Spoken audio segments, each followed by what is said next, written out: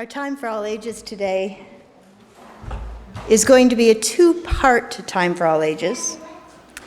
And the first part, I've asked Cassandra Moyer to share with us a speech from the teenage climate activist Greta Thunberg. And so, Cassandra. My name is Greta Thunberg. I am 16 years old. I come from Sweden, and I speak on behalf of future generations.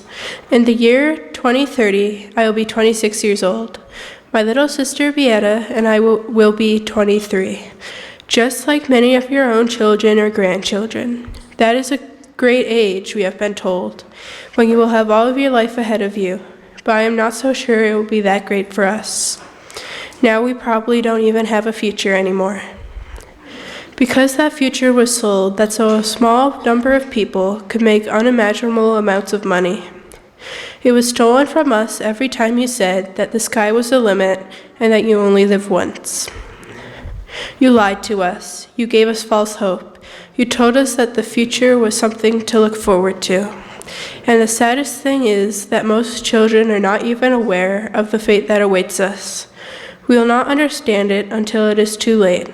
And yet we are the lucky ones. The ones who will be affected the hardest are already suffering the consequences, but their voices are not heard. Is my microphone on? Can you hear me?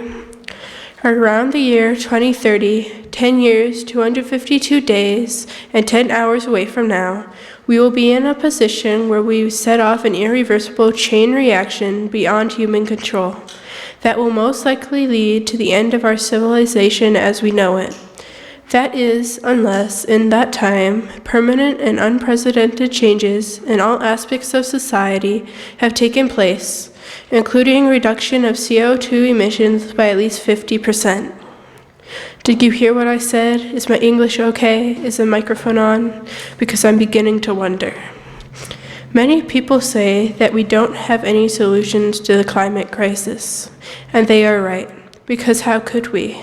How could you solve the greatest crisis that humanity has ever faced? How do you solve a war? How do you solve going to the moon for the first time?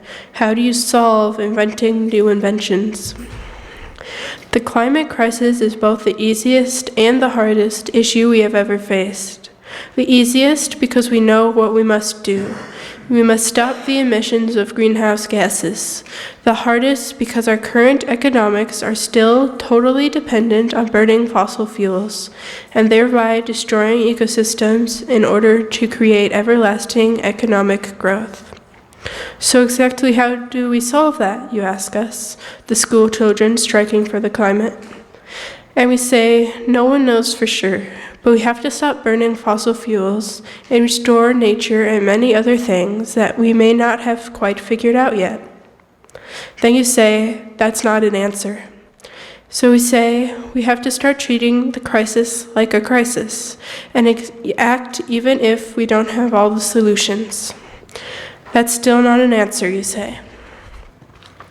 You don't listen to the science because you are only interested in solutions that will enable you to carry on like before, like now, and those answers don't exist anymore because you did not act in time. Avoiding climate breakdown will require cathedral thinking. We must lay the foundation while we may not know exactly how to build the ceiling. Sometimes we just simply have to find a way. The moment we decide to fulfill something, we can do anything. And I'm sure that the moment we start behaving as if we are in an emergency, we can avoid climate and ecological catastrophe. Humans are very adaptable. We can still fix this, but the opportunity to do so will not last for long. We must start today. We have no more excuses. I hope my microphone was on. I hope you could all hear me.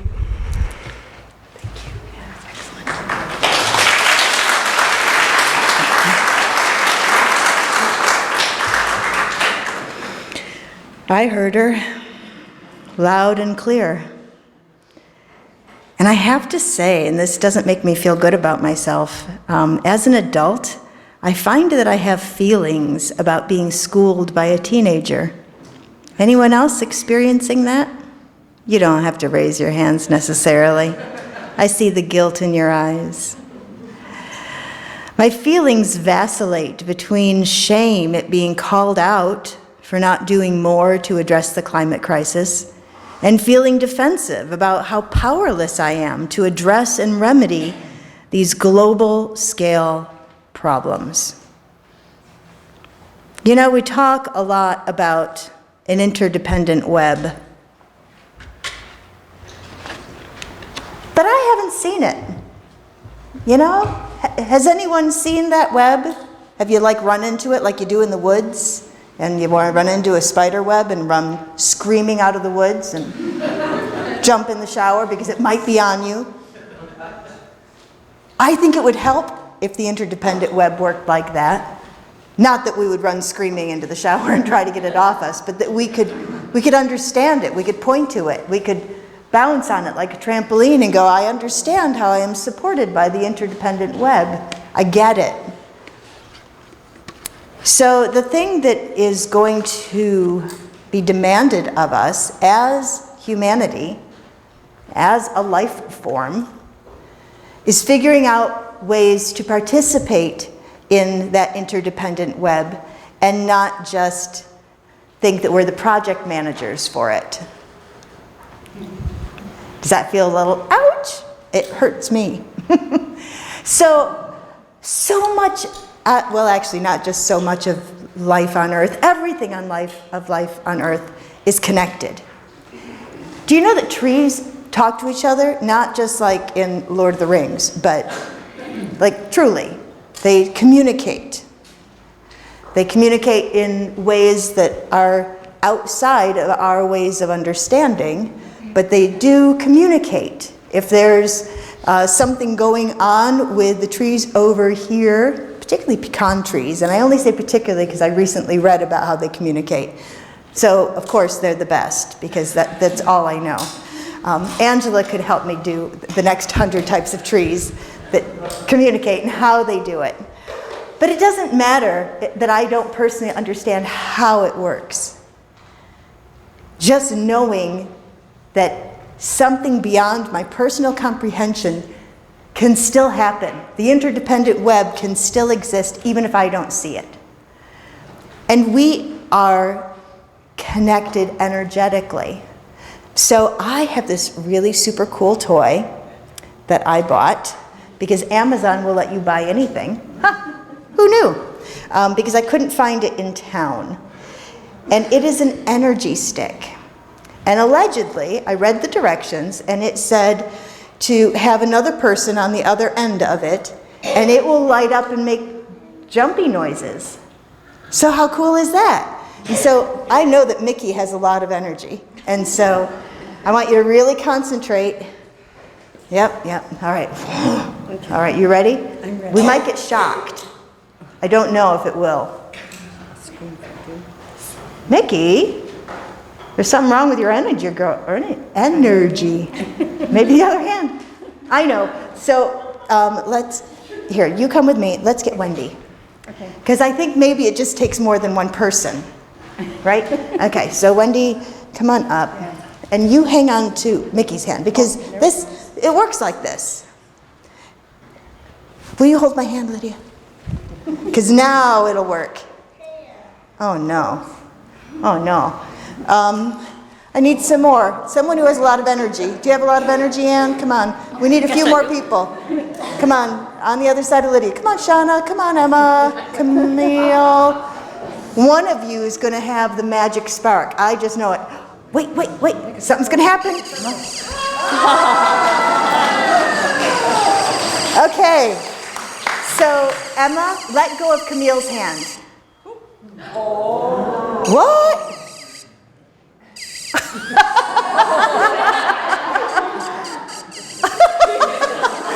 No, it's not just special between Emma and Camille, because now you hang onto her hand, and I'm going to let go of Anne's hand.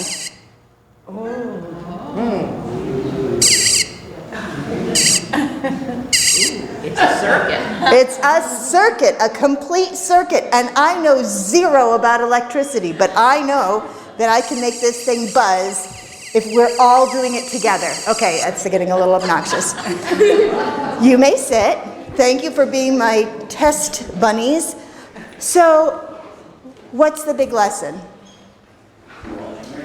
All connected. So it's that interdependent web thing. So how do we solve, although Greta Thunberg would say you can't really solve this thing, how do you solve the biggest crisis that humanity has ever faced? So how do we begin to address it? Together.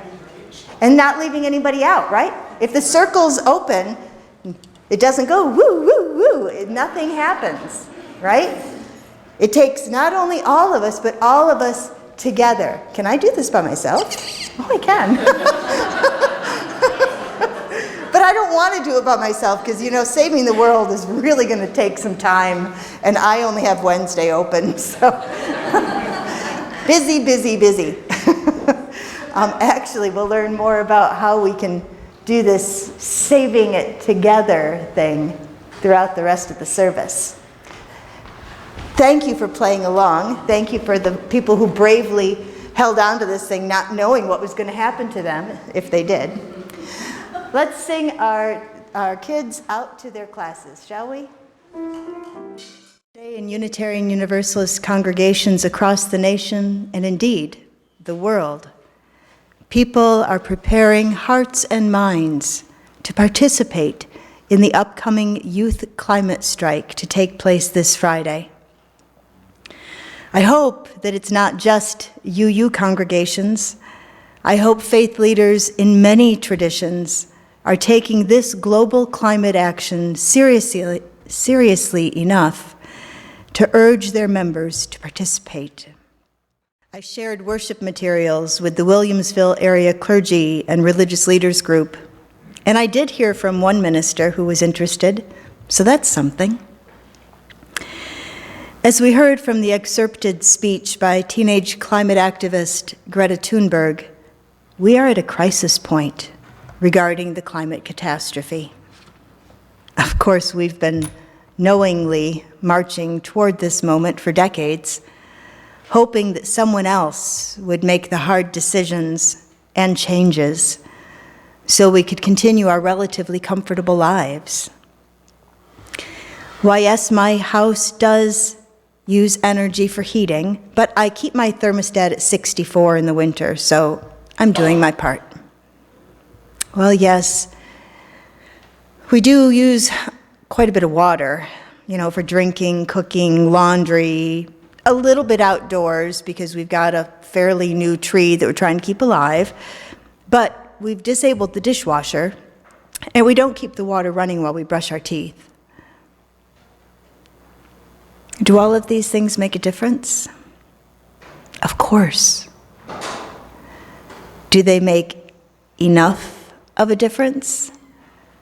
Even if all the billions of human inhabitants of this planet do them? Probably not. But I'm not here to, as my daughter would say, yuck your yum. I'm not here to rain on your parade, to belittle your efforts to be responsible members of the Earth family. Because it really will take all of us making conscious decisions about how we will live in relationship with all of life, including the sentient life of Gaia, the planet that creates and sustains us. And before you shut me out as being too woo-woo by declaring that the planet is a living, and not just living, but sentient being, I invite you to read the latest advances in the quantum sciences and our expanding awareness of how life on this mysterious Earth actually works. Are you ready for that? Are you ready to put on your invisible hard hat, roll up your sleeves, and solve this thing? I can see some of you mentally getting ready to make a list, take down some names, kick some serious butt. If only that were the way, well, we could just unleash the war machine. We could get rid of the bad guys and sweep up the beaches like Sylvester McMonkey McBean in Dr. Seuss's story of the Sneetches. Remember his claims? "My friends," he announced in a voice clear and clean, "my name is Sylvester McMonkey McBean, and I've heard of your troubles. I've heard you're unhappy, but I can fix that. I'm the fix-it-up chappie. I've come here to help you. I have what you need, and my prices are low, and I work with great speed, and my work is 100% guaranteed." Of course, if you remember the story, that really didn't work out so well. But if only we had a fix-it-up chappie to take care of the mess we're in. I think we've been secretly waiting for him, or someone like him, to make it all better, to make it just all go away. Please don't take away my comfortable life. Just wave a hand or a wand or Tinkerbell's fairy dust and fix it for me. And while you're doing that, let me wake up 30 pounds slimmer. Amen. Why doesn't that work? So I have two images for you. One is actually real, but feels like an abstraction. And it's what our planet looks like from space. I showed you the angle that shows North America so we'd at least know what we were looking at, because a lot of us wouldn't recognize some of the other land masses. Which says something, doesn't it? How can we not fall hopelessly in love with this breathlessly beautiful image? How can we not want to take care of this spinning blue marble, this blue-green island that creates and supports us? And then I have another representation. It's this one. An earth beach ball. This representation of our planet was probably obsolete the moment it was printed. Countries continue to change borders and names and hands. But where the thing that looks like an abstraction, the spinning blue marble, the true earth, may stir our hearts, it is this representation, the globe with countries and divisions, that we must mobilize to save the spinning blue marble. And I have to tell you,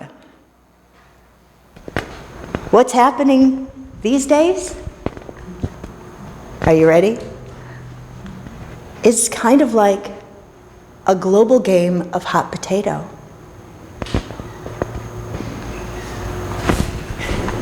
It's hot potato. You don't want the hot potato. Send it away.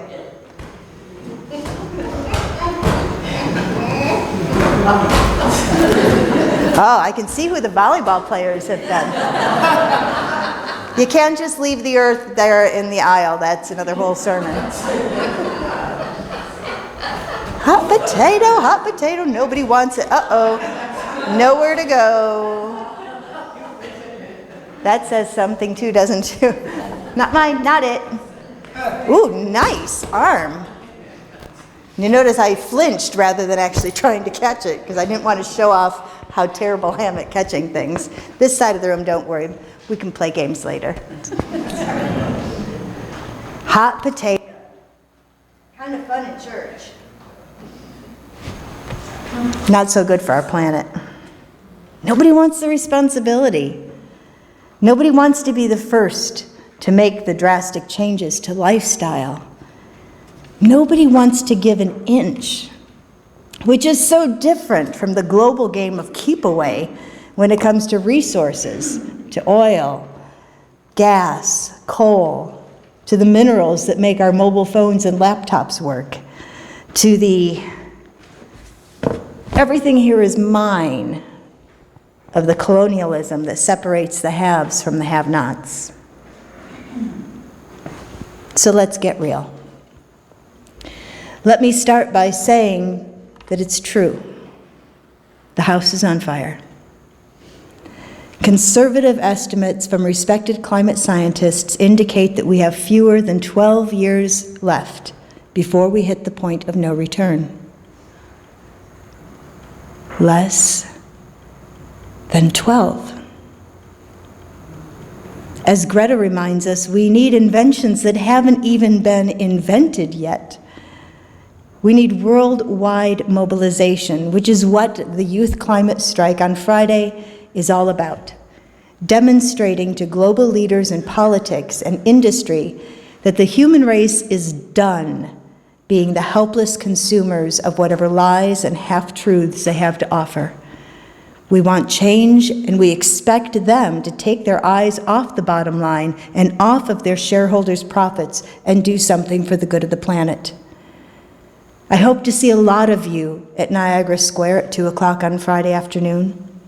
It's called the Youth Climate Strike, since it is once again our nation's young people who are fearlessly stepping out to condemn life-denying practices. But they'll take the oldies but goodies too. I know I'm counting on that. I look around and I see determination in your eyes. And I see weariness as well. Here we go again. Bone-deep weariness. We are weary. We are overwhelmed. From photographs of starving polar bears on tiny pieces of ice floating where there used to be permafrost habitat, to the fires consuming the Amazon, called the lungs of our planet. We are just weary. There is so much that is beyond our control. Will my use of a paper straw instead of a plastic one make any difference? We've tried so hard to be responsible. And now we learn that most of the plastics that we recycle are ending up in landfills and incinerators. We've talked, we've cajoled, we have protested. Why can't people see what's happening?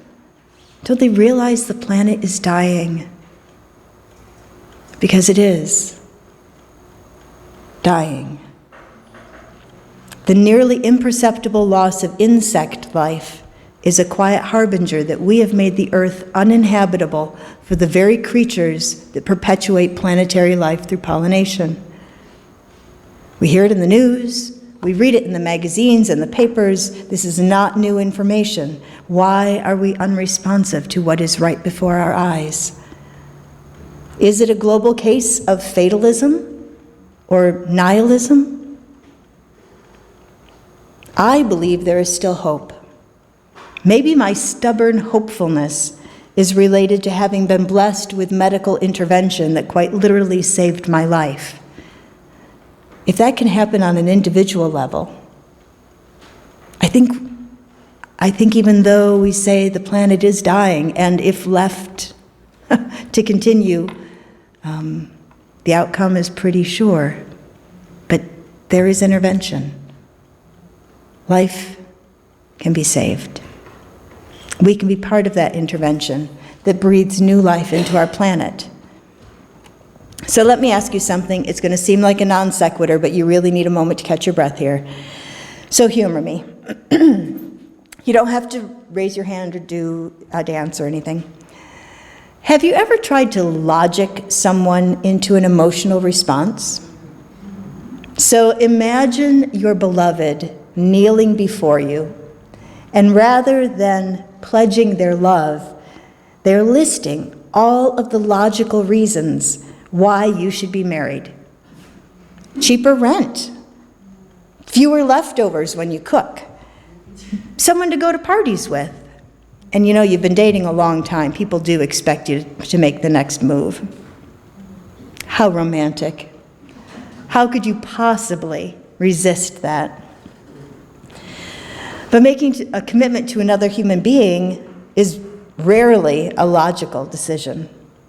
We can't even be logical about puppies and kittens. How can we expect to be logical when it comes to love for people? Logic and emotion tend to be parallel lines, not intersecting ones. So now think about a time when someone tried to scare you into action. The formula is a familiar one. You'd better do A or B will happen to you. I've experienced that particular formula in a lot of different settings. And you fall for it once or twice, or 100 times. But eventually, we become desensitized to the manipulation that is meant to achieve an end through fear. Fear is not a motivator. In my first sermon on close encounters during the month of August, I said this: worry and fear do not move us, they paralyze us. Only love moves us to do the impossible. I believe that statement to the very core of my being. Worry and fear do not move us, they paralyze us. Only love moves us to do the impossible. One of my favorite authors is Charles Eisenstein, and my new favorite book is his Climate, A New Story. My copy is ridiculously dog-eared and marked up, and in fact, at the back of the chapel, there's a little desk with some of the books that I've been reading lately around climate, and I have them there just for you to check out, not check out like the library, but to peruse. What makes Eisenstein different from many of the others who are ringing the alarm bells as we slide into a climate catastrophe is that he recognizes that only love moves us to do the impossible. Here's just a jumble of excerpts that I hope ring in your heart as true. He writes, "The ecological crisis is calling us to a deeper kind of revolution. Its strategy involves restoring what the modern worldview and its institutions have rendered nearly extinct: our felt understanding of the living intelligence and interconnectedness of all things. To not feel that is to be not fully alive. It is to live in poverty." While most environmentalists also care deeply about social justice, environmental narratives, and particularly the climate narrative, often suggest that social issues are of a secondary importance compared to the grand mission to save the planet. It is not that social justice is important too, leaving unsaid, but not as important as saving the planet. It is that social healing is indispensable in ecological healing. The term social justice may be too narrow to encompass the kinds of social healing that must happen for us to be able to fully enact our love for the planet. We have to go beneath the symptoms and restore the foundation of ecological health: the soil, the water, the tree and fungi, the bacteria, every species and ecosystem and human culture on Earth. I really like that term, social healing. You might hear more of that. He also writes, "When we transmit our love of earth, mountain, water, and sea to others, and stir the grief over what has been lost, when we hold ourselves and others in the rawness of loss, without jumping right away to reflexive postures of solution or blame, we are penetrated deep to the place where commitment lives. This does not mean we don't face a global ecological crisis. We do, and it transcends what we call climate change. However, if everyone focused their love, care, and commitment on protecting and regenerating their local places while respecting the local places of others, then a side effect would be the resolution of the climate crisis. If we strove to heal and protect every estuary, every forest, every wetland, every piece of damaged and desertified land, every coral reef, every lake, and every mountain, not only would most drilling, fracking, and pipelining have to stop, but the biosphere would become more resilient too. Earth is alive. What is alive, we can love. What we love, we wish to serve. When what we love is sick, we want to ease its suffering and serve its healing. The more deeply we know it, the better we can join its healing. Truly, I could just stand up here and just read all 278 pages of this beautiful, hopeful book to you, and we could weep together.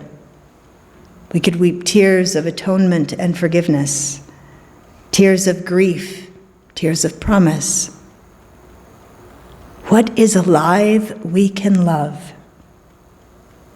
Recently, I saw a meme on Facebook that said something to the effect that we cannot begin to save the planet unless we learn to love it. I think that's why so many cultures refer to the earth as mother, recognizing that absolutely everything that creates the conditions for life comes from the body of the earth. We can make up stories about other sources, other ways that these blessings come to us. But in the words of Sun Bear, those stories won't grow corn. This planet contains all of the conditions that create and support life as we know it. Without these conditions, we cannot live. The earth is our mother. We must take care of her. The earth is our mother. We must take care of her. It warms me right to my toes that you know that song. Life as we know it is based in reciprocity. We give, we receive. We are taken care of, we reciprocate in kind. The climate emergency we find ourselves in is the direct result of our forgetting or denying this basic fact. We are taken care of. We reciprocate in kind.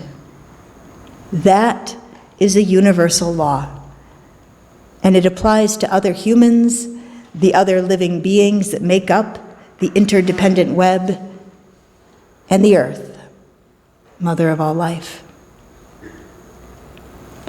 Each week, I end the service with these words: life is short, and we do not have much time to gladden the hearts of those who travel with us. So be swift to love and make haste to be kind. If we really have fewer than 12 years to learn to love the earth, to live in love with our fellow humanity, to begin the social healing that does not create a hierarchy of where our compassion and energy should go, but recognizing that everything is a part of all of it, then the admonition to be swift to love and make haste to be kind is more urgent than ever we knew. I close with these words by Edward Everett Hale. I am only one, but still I am one. I cannot do everything, but still I can do something.